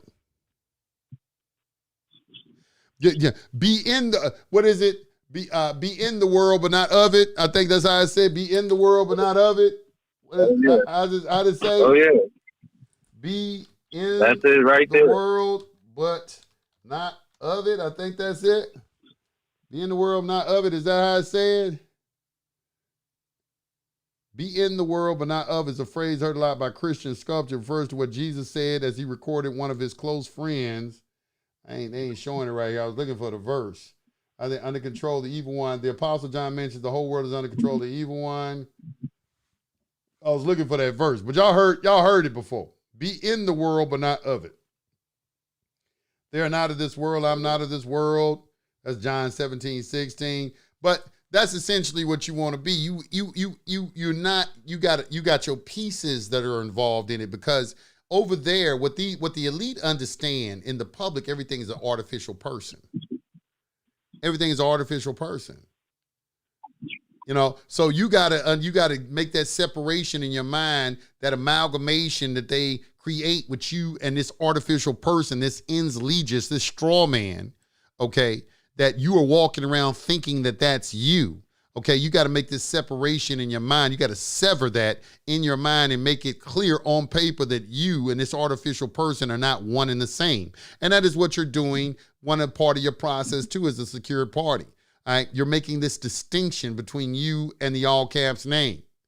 All right, you can do that any kind of way you want. You can put it in your own words if you want to. 9 times out of 10, the documentation that you are copying is from somebody who put it into words in the first place. You're just copying somebody else's paperwork, which, in my opinion, at that time, and in my opinion, because I did a video one time to prove to people I could write my own documentation and show people I write. It's called Corresponding with Public Officials. I got part 1 and part 2. Okay, well, you can sit down and you start writing your stuff out yourself. But you can only do that once you understand it. So in the beginning, it's okay to copy other people's paperwork in the beginning, all right, because that helps you get an understanding of what you're doing. But you have to come into the realization that you are copying somebody else's paperwork, okay, somebody else who took the time to understand this, and you need to take the time to understand it as well. As I said, none of this is written in stone. What you have is guides, like right here with UCC 1-202. You asked me about a notice. Okay, yeah, we're talking about notices, but there's nothing specific that tells you how to do a notice. You're just giving guidelines on how to do a notice. They need to have knowledge of a fact. You need to take reasonable steps. Well, taking reasonable steps mean I put something certified mail in, and then I got an affidavit of mailing, had a notary witness me, put it in the envelope. Okay, I send it certified mail and return receipt requested and send it to this person. That's taking reasonable steps, and that's making sure that they have knowledge of a fact. Comprende? Very much so. All right, y'all. I got to go to the next caller, brother. I would keep you on and everything, but I got to move on. There's a lot of people in queue. Okay, I appreciate your call. I'll be back on. All right. All right. Peace to the gods. Bless up, King. I appreciate you. All right. And I want to say this. Y'all know is my birthday is in 19 minutes. 19 minutes. I am a Taurus. 240. Wait a minute, who is it? Who is this? Then I just got through talking to you. Okay, let's see. 407-1739. You on the line? What's on your mind? Hello. Hello. How you doing? Oh, I'm doing well. Thank you. Peace to the gods. Peace to the gods and the goddesses. Yes. Thank you so much.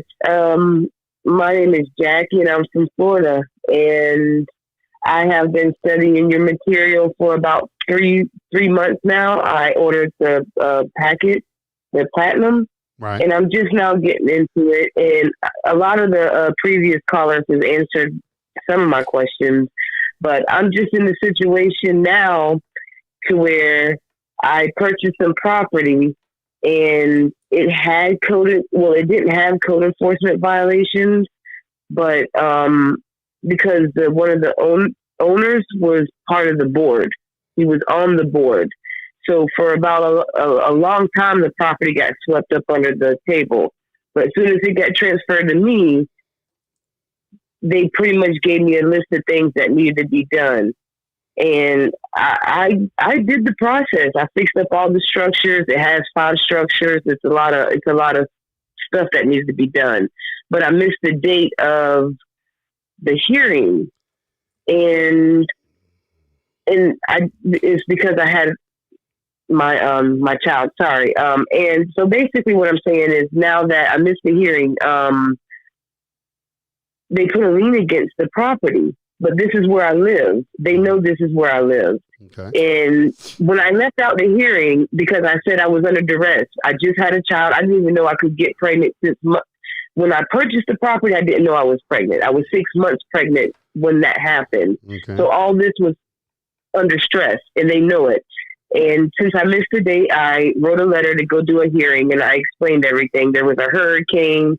A lot of stuff happened, and that's when I had my child. But needless to say, they didn't grant me the hearing. And I told them, just give me 6 months and I can get this repaired. And they didn't do it. So one of the guys told the lady, which is the head code enforcement, to basically go talk to her. And then she told me, she says, as long as we see you do work, you know what I mean? We won't foreclose on you, which it caught me off guard because I paid cash for the property. There was nothing to foreclose on. There's no lien even accumulated. So they let me pull all the permits, fix all the structures, roofs, paneling, windows, doors. And then I get to the stairs. I call them and say, hey, I'm ready for you to come and look. It's been 3 years. And the code enforcement officer tells me that I got to go to a BZA meeting or a board. I'm like, what is this? To see if I can keep the structure on the property that they allow me to repair. So I really don't know what to do, because now they led me through repairing the whole entire property, and now he won't release it until I go to another department. And this whole time my liens keep accumulating, which I paid cash for it. There was a previous violation, but it was only for a roof, and it got repaired. But I don't know how to deal with it because the previous owner was on the board. This is why I guess the issue never really came to a head. Okay. So my question is because I don't accept benefits. I don't get no government assistance. I work. And well, I don't think any of that is germane to this conversation. I think we have a jurisdictional question. Do these people have jurisdiction over this property or not? Okay, that would be it. It's not you that is at question. It's the property that's in question. Okay, correct. That is the issue. And saying at this issue, they've already seized jurisdiction in some kind of way, unless you want to challenge jurisdiction. But they've already obtained jurisdiction because you've already been going to hearings and, seeking their approval on certain things. All I can tell you is this. First of all, writing a letter doesn't do anything. You do affidavits. A letter is hearsay. Okay, when you go into any type of administrative hearing or something like to that effect, if it's not attested to under penalty of perjury, it's hearsay, and you have given the judge carte blanche to exercise his or her discretion in that particular matter. And they are always going to go with the state. They always go with the state. They always go with the state. So the code is put up, I'm sure, for public safety reasons, and they have a procedure that they need you to follow, and you need to follow that. Mm-hmm. The thing is you ask. I can answer a question on privacy, but if you're giving me a question that involves the public, then the public, that is their domain, and they have full authority to require you to take certain steps to do something. I can't, do it. Now, the liens is an issue that you could address, because there's only 3 ways to get rid of a lien. You're either going to have to counter affidavit, payment in full, or jury trial. Those are the only ways to get rid of a lien. So understanding that if you have a lien against you, the payment in full, because there isn't any money, that's why we can get into a discussion about a discharge, But if you have some grounds that there is some type of imperfection in the process of obtaining the lien, then maybe the other two avenues are open to you, a counter affidavit, because they have to give you before you put a lien on somebody, there has to be proper notice given. Liens are very serious, and they require very, very precise steps of giving notice. And the people who are most proficient at that is the IRS. They are the best administrative process people on planet Earth. Okay, they're going to give you, if you want to see how things are done, just watch how they do it. So they're going to give you the required notice. All right, so I'm not sure that we can, make allegations of fraud, in which I wouldn't, because fraud is very difficult to prove. Some sort of breach of contract where you're under some sort of contractual obligation to them or something to that effect. We can't just talk about maybe something as being unfair because the prior owner had some sort of foot in the door and now you don't. I mean, all those are things that, you probably could broach. Would they be effective? No. My thing is learn how to be a good businessman or a good businesswoman. That's what I'm doing. That requires me to do all the necessary steps that I need to do, and I'm not looking for shortcuts. Stop looking for shortcuts to do something and take the necessary steps to do it. If we are talking about business, do what needs to be done. This could be your test. In business, you're going to get tested before you become successful. Like somebody told me one time, what's the difference? I asked the question. I said, what's the difference between a poor person and a rich person? And he gave me an answer I wasn't even prepared for. He said, rich people know how to fill out paperwork. He said, rich people know how to fill out paperwork. And then I do have the property on Homestead. So it is on Homestead property. Is a homestead exemption? What is it, in Florida? Yes, sir. Okay, so I know Florida got some sort of homestead exemption. Is that what you're talking about? Yes, sir. I mean, I'd have to look in that more specifically and look at your situation. If you want to contact me, email me at hfrngmg, and, you can set up a consultation with me, and I'll look at your paperwork, and I'll give you more specifics. But just in listening to what you're telling me right now, I mean, the first question we have to answer, do they not have jurisdiction over this particular matter? And in my opinion, they do. Okay, they got jurisdiction over it. Unless you got some sort of allodial title to this particular property, they're going to exercise some sort of jurisdiction over the property. And, and if we're talking about a debt, either you're going to discharge the debt, you're going to challenge it in court, either through one of the other two, counter affidavit or jury trial. And then if you're going to do those two, you need to establish, well, what is going to be your argument for against or eliminating a lien. A lot of times you get a lien eliminated just by contacting the people and negotiating with them. Stop doing things over the phone. All right, if you're going to write something, write an affidavit and send it certified mail with an affidavit of mailing attached to it by a notary. Okay, if you want to get specific responses from people in the public, start drafting your correspondence in such a way where if they know that they don't do their job and respond to it, that they're going to, probably receive some sort of writ of attachment against their public hazard bond and make them uninsurable for public service. They have a duty to perform.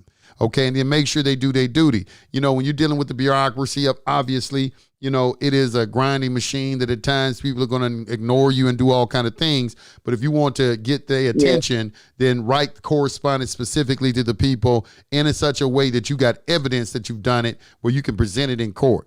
All right, when we start getting into a situation where there's a possibility that there's going to be some sort of litigation, we need to do things in such a way where we can accumulate evidence that is admissible in court. And admissible evidence is something that is attested to under penalty of perjury, whether it be an affidavit, whether it be you going into court testifying on the stand, a deposition, or notarized documents, okay? Those are the things that you need that are required, all right? So, and you're dealing with this situation, then everything that you do needs to be around that. And I guarantee you'll start to see some results in all that once you start corresponding with those people in the proper way. Oh, and what was the email again? hfrngmg hfrngmg@gmail.com. hfrngmg@gmail.com. And also, I would like to let you know that I used your Gene King process with the foreclosure, and I actually I beat a foreclosure using that process. Yeah, you can. So okay, that's great. I did. It was a foreclosure in Lake County, and come to find out that I ended up having the original note, and I didn't know back then they modified it.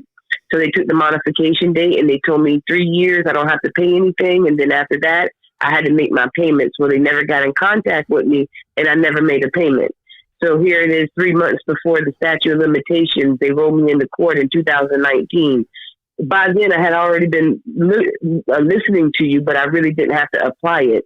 But I knew the time was going to come. And just so happened, I got a hold of that 3-hour video with Gene Keeney and you and him having that conversation. And I made it a tax issue, and I raised the question of the 1099 OID. And I also requested a arbitration. I didn't know anything about court, so they struck all my stuff. But I got it to the end where I was asking for a 1099 ID and making the judge the executor of the account, and then the it was an EXL Dex Collector Agency in St. Petersburg, the trustee, and I was going to make them liable of it. And I sent all that to the IRS.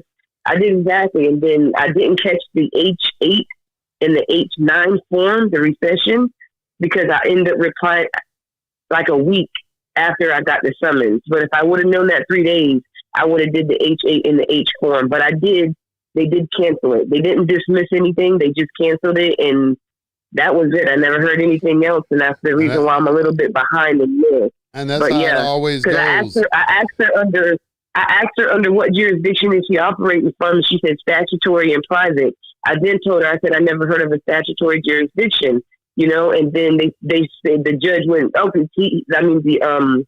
the debt collector attorney, he ended up saying, he jumped in and and next thing you know, they were like, okay, the next time we'll call, we'll be on the cameras. And I said, I'm gonna hold you liable of them. And I walked out, and I told her I would.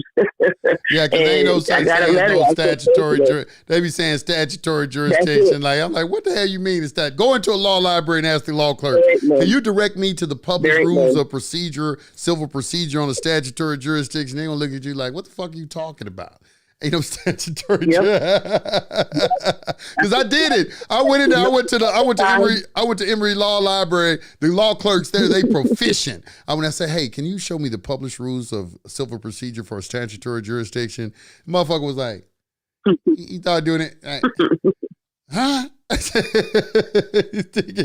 I knew that for you. I didn't even have to look that up. There is none. And I knew she had me in chambers, and then I knew what they were doing. And it just so happens that I understood, because I do a little real estate myself. Right. I just jumped into something that was a little bit too big, but it was all under the assumption that they were going to work with me. But it didn't happen that way because of missing that date. But I'm just trying to catch back up because I did everything. But I also wanted to say that I thank you for all the hard work and every video you watch. I love you, man. Thank you so much. And I'll let the next caller come on. And my name is Jackie, and I'm from Orlando, and I will be emailing you. All right, Jackie. I appreciate you, Jackie.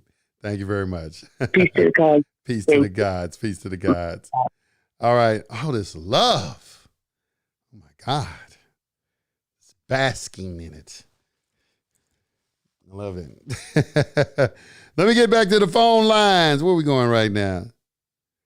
309, what is it? 609 area code 7649. 609. Peace to the God. Peace to the gods. What's happening, bro? Hey, what's going on? Yusef? And I know it's not your birthday just yet, but happy birthday in about 4 minutes. 4 minutes. 4 minutes. Go ahead. Yeah. So I've been following you for about, I'm gonna say since like last summer. Got into a little where I live at, you can't I gotta pass the state police. Right. They keep pulling me over. So long story short, I had to go to court. I followed your notice. What is that? The notice of abatement. Okay. Right. So I had sent it in. I sent it in certified mail, and I sent the private letter to the judge. So they end up putting a bench warrant out for me, and then you didn't go to court? Why you didn't go to court? Well, they sent me a Zoom meeting, but they didn't send me the information. So I was trying to get on. They ignored me. But what happened was April 1st, they end up arresting me. The state police pulled me over, arrested me. I end up bailing out. I figured they was trying to get me under their jurisdiction because they tried to take me to the county jail. It was Easter weekend. Well, no, they got to take you to the county jail because the police arrest you. They don't have no authority to hold you. The county jail is the only lawful authority that can hold you over 72 hours, I believe. Right. It was on a Thursday, and they was like, no more court.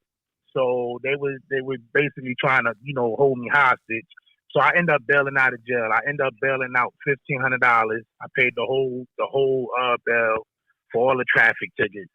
And April 6th, they cut me a check for my $1,500 back. Never happened. Didn't understand. End up going to court, and I challenged subject matter jurisdiction. You have a document with challenging jurisdiction. Right. I read it word for word, and everything, me listening to you, happened. And the judge, like you said, it was like a gut shot when I asked him, was it civil or criminal? And when he said it was criminal, I said, okay, you can only operate under two jurisdictions, common law or admiralty. And he wouldn't answer me. He said it was the New Jersey statute. They start giving you that bullshit. It's the New Jersey Statutory Code, Section 44. Right. So I just stuck to the script. I stuck to the script, and what happened was he told me it was a quasi jurisdiction. Quasi jurisdiction. So yeah. Okay. So what happened was he ended up hanging up on me. I feel like I got kicked out of court because I kept telling him I didn't understand the nature of the actions they were trying to bring me into. He wouldn't answer me. So they don't never then answer. I get another court. And that's always your confirmation to me because, okay, let me tell you why that's confirmation to me because they do that all the time. The Sixth Amendment for the Constitution of the United States clearly states they have a right to know the nature and cause of any action. They have sworn an oath to uphold the Constitution. When I start asking them these questions directly, this is a protected right. I'm not asking for a benefit or a privilege or anything like that. Okay, it's their responsibility to tell me that. Then you make a record. You say, let the record reflect that I have demanded from this court that they divulge to me the nature of the action being brought against me under the authority of the Sixth Amendment for the Constitution of the United States of America, and the judge has refused to give me this information and now seeks to move forward in this particular matter under a jurisdiction that's known only to the judge and the solicitor. That's how you slap them in the face. So, yeah. Well, that judge, when I looked at the website, he ended up being the chief judge. Okay. So I didn't get him again. They gave me another court day, right? And they switched judges on me and they switched court clerks on me. Okay. They switched them on me. I don't know if that's something normal. That they do, but they did. That is something that they do a lot. If one is too hot for one, sometimes they'll bring another one in. They feel like they can handle you, or just to remove the jurisdiction and start a new jurisdiction because these are contract courts. And you done already, he done spoke on the record and said some old crazy shit on the record, and then they gonna got to take him out and remove him from the court. When they say crazy stuff, don't expect them to say crazy stuff and to remain on the case. Just because they will go forward and try to say something crazy, but later on you'll see they remove themselves from the case. But go ahead. Okay, so my second, he did remove himself because I did another thing that you did that you told me it was slick and I said it while he was in mid sentence because what happened was I refused everything when they pulled me over. And they gave me a DUI. They gave me a handheld device because I was recording them. And they arrested me because I asked for the supervisor, pretty much. So he was like, So you think you're above the law and you could just drive down the street drunk and as he was saying, Were you driving down the street drunk? Made, Were you driving down the street drunk, man? No, I wasn't. Okay. Listen, I'm gonna be honest. It was 8:00 in the morning on a Sunday, man, and I was on my way to the dispensary. I didn't have nothing. It was too early in the morning. I was on my way. Okay. They was just mad. He gave me every possible ticket he can give me. He gave me 11 tickets because I wouldn't answer none of his questions. And you know what I try to do? I try to give him a public servant questionnaire, and he threw it back at me. He was mad. He threw it back at me. So I also got that, watching you, and I'm just like. Well, I don't give public servants questionnaires, but I will ask them questions. You don't have to discuss your day with them. If they ask you for your name, the thing about it is you want to be honorable, and you don't want to be as confrontational, because when you're on the roadside, these officers, they don't know nothing, man. All they know is that they sergeant and told them that you a sovereign citizen and that you need to be careful. A sovereign citizen shot Jerry Kane, shot somebody, and they keep showing that over and over and over again, and how he was in seminars and all this kind of stuff. So, that's what they got in their mind. They don't have many examples of sovereigns doing things to people, but the few that they do have, they're going to scare the shit out of these police officers with it. And when they encounter you, because they don't read the Constitution, they take an oath to uphold the Constitution, but they never read it. They don't read any of this stuff. All right, they don't know what you're talking about. In their mind, they believe that the attorneys and the judges have all the knowledge and authority, and you as a citizen who is their sovereign, because they public servants who they supposed to be serving, you don't have any knowledge whatsoever. So you got to understand what you're dealing with. All right, understand that. So a lot of things just fostering an argument in court or challenging certain things ain't going to do nothing but antagonize the situation, especially when you're dealing with individuals who don't understand a lot. When you're dealing with the lower courts, a lot of them are just administrators, all right? You don't really start getting into real judges till you get to the appellate level and on up to the Supreme Court. But, it's just, those are the things, that's the mindset of the public today. They think that only these police officers, they think that only the judges and the attorneys, they the ones that have the knowledge about the law. And you just some sort of sovereign citizen sitting here. When I heard a Supreme Court justice say this, she said, law is not the sole province of attorneys. Law is not the sole province of attorneys. Okay, and they will tell you straight up, ignorance of the law is no excuse. So you already told me I need to know the law. I got to know the law. So what you sitting here surprised when I do? When I do go and study and learn the law, now I got to be a sovereign citizen. Right. Or they think you're crazy and want to give you a psych evaluation. Yeah, you know what I'm saying? That's the game. Yeah, you ain't supposed to ask no questions. I think that's where they're probably going to make me have to go to the higher courts because,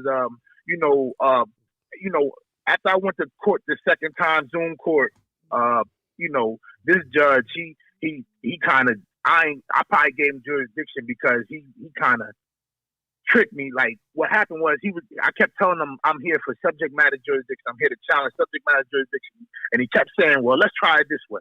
Well, let's try it this way. He just kept asking me different questions. And I kept sticking to the script. And then what happened was he was like, did you send a notice of abatement? And instead of me either pleading the fifth or saying that I'm here to challenge subject matter jurisdiction, I said yes. And he said, never heard of it. And hit the gavel and said, I'm setting it up for trial. What do you mean never heard of an abatement? That's what you can get. What he said on the record. Abatement is definitely something a part of the law. What do you mean you never heard of it? It's like, you can go get a Matthew Bender's forms and pleadings book and they got abatements in there. Well, I asked him where's his corpus selecti, his injured party. Your injured party. And he said that he don't speak Latin. He said, I don't speak Latin. All this on the record. And now I have a court date for tomorrow morning at 8:30 in the morning for the same judge. Well, I mean, he might switch up on you too. You got to understand that he probably doesn't speak. A lot of y'all be thinking some of these judges are real smart. Some of them are dumb as a box of rocks. I'm trying to tell you. You know what? I heard that. Yeah. And over the 7th grade. Yeah, some of them don't know. He might not know what that meant. He might really not know what you meant when you said that. No, I'm being honest. I'm being honest. You sitting there, you're a judge. Nah, he might not have known. I don't think you have to be a lawyer to be a judge. I did assume that he would know. I did assume that he would know. Yeah, you got, man, a lot of them don't know this stuff you talking about. They had to take a recess and go back there and jump on the computer, and they got an intranet, and they talk to their friends and hey, man, this guy in here saying X, Y, and Z. You know, how to handle this. You know, things like that. So you just got to stop, expecting that everybody just has a level of expertise and knowledge that you have. They don't. Well, you know what it is. I'm honestly, I haven't been in a courtroom in over 10 years. And like I said, I stumbled upon you like last summer. I've been, watching. And actually, I just, since I got this ticket, this happened like January 24th. I'm got the platinum membership to your SPC. I'll be on that like faithfully every day, all day. And yeah, for real. Like you don't understand. I never read so much in my life. I'm gonna add a whole read so much. I'm getting ready to add a whole bunch more to it too. We about to take that website to levels that you've never seen before. I got a crew working on it. Yeah, I'm ready. Well, I ain't ready yet, but I can't wait because the stuff that I've been reading, so you wouldn't believe. I'm like, you wouldn't believe the stuff that they hide in front of your face. Like, man, and you put the proof in the pudding. So it's like there's no denying it. It's in black and white. You can't deny this. And then they want to play you like you're dumb or you don't know what you're talking about, and and you like, man. Because I know what I'm talking about. The reason they do that is because the burden of proof is on he who asserts, not he who denies. So if you assert something, you got to prove it. And that's how they operate from. They'll say, well, I don't know what you're talking about. When they say that, they really saying that you need to prove what you're saying. You got to understand when you go in those courtrooms, it has to be evidence. Evidence consists of testimony, depositions, in-court testimony, affidavits, notarized documents, something attested to under penalty of perjury. So remember those facts, something that has been stipulated to as well. So when you send say you send a notice and you get it notarized and you get it registered mail and return receipt and all of that, do you have to send an affidavit with it for them to recognize it, or that's good enough? Well, if it's a notice, it doesn't have to be an affidavit. But if it is something attesting to your status, I probably would send an affidavit with it or something like that. Yes. Right. At some point in your process somewhere, an affidavit is going to be utilized. I can just say that. Most people. Well, I just the traffic ticket remedy. Me reading. And I'm about to jump into that now at the court tomorrow. Obviously, I don't have enough time to send it, but tomorrow, I'm gonna just go in you can bring it to court and then serve them and do in court service. You don't have to send it in the mail. You can go in court and actually hand deliver it. Okay. Well, of course, the closed at this point in time. They're doing everything Zoom court. Oh, Zoom. Right now, they got me on Zoom court, and that's why I'm saying I feel like I'm getting kicked out because they done hung up on me 3 times. Send them an email. They got the email addresses out there. Send them an email. Right. You right about that. Send them an email. Yeah, I'm about to go in there and do it right now. Send them an email. That I thought I had to send it certified mail and all of that. You just need to have something. Emails are permissible as evidence in court too. Okay. That's good to know. Yeah, like I said, I haven't been in court in over like 10 years, and it just so happened I started watching you, getting knowledge and learning, and now all of a sudden, I guess it's the energy. I've been getting pulled over like at least every other week. I'm getting pulled over, and you need to change your mind. You need to change your mindset, brother, and stop thinking. Because you're getting pulled over all the time, you're attracting that into your life. You need to cease and desist that. Okay? Just right. Just change your mindset. When I used to get pulled over a lot too. Then when I changed my mindset, I don't get pulled over anymore. All right? I don't get pulled over. Right. Say, look, brother, I'm gonna have to get off though. I gotta move on. Okay. But I appreciate you. I'm gonna try to get with you, through the SPC. I'm gonna try to set up a private, whatever. I'll shoot you an email if possible. I got your email. I'll shoot you an email if possible. Okay. All right, brother. I appreciate you. Peace to the gods, love. Appreciate it. All right. Peace to the God. All right. Okay, y'all. That's it for me tonight. It's my birthday. It's my birthday. I'm going to tell you how old I am. Keep that a secret. Don't ask me how old I am. But I'm back. So y'all know what that means. You need to spread the word. You need to like, comment, and subscribe down on this channel. Once again, follow me on Instagram at Yusef _LEL_19. Make sure you follow me on Instagram. I post a lot of stuff on Instagram now. Okay, and you go to my Secure Party-HFR Facebook group and join over there as well. We got 13,000 members over there. Ton of documents, free documents over there. Tons of documents over there. And also make sure you go to my BitChute. I'm start uploading videos to my BitChute again. So, peace to the gods and goddesses. I want to thank everybody for your support. Make sure that you drop by SBC University. Join, come to a couple of classes. This is just an example, okay? You're just getting a taste. And just make sure you get a taste. Anyway, that's it for me, y'all.